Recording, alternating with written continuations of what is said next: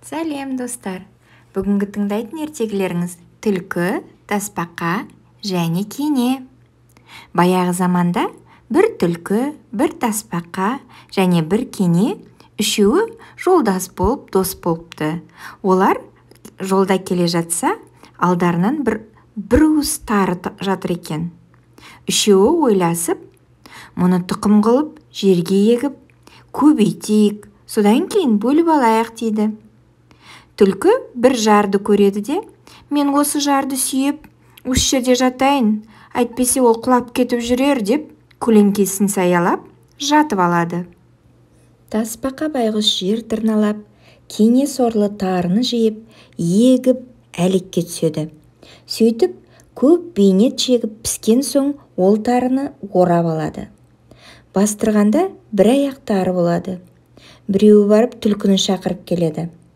Түлкі келе сала, бұл тарыны үшеуміз бөлуге болмайды.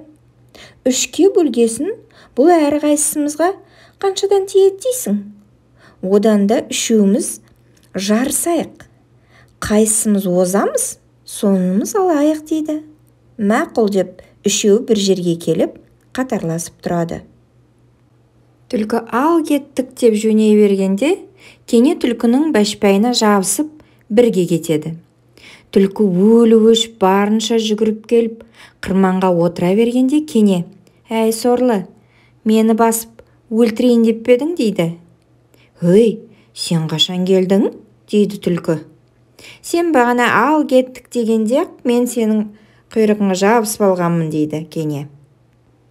Екеуі дауласып жатқанда, аузы мұрны қан-қан болып тасбақа келеді. Келе сала, ойбай түлкі, мен бір бәлені көрдім. Соны саған айтайын деп келдім.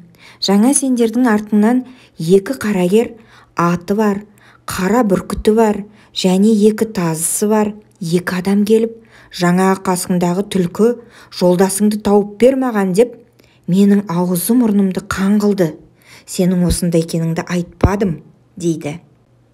Бұны естіген түлкі, айналайындар-ай, мен айта көрмеңдер.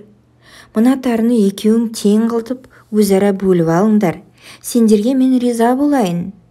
Олар келсе, білмейміз қайда кеткендеңдер деп тұра жөнеліпті.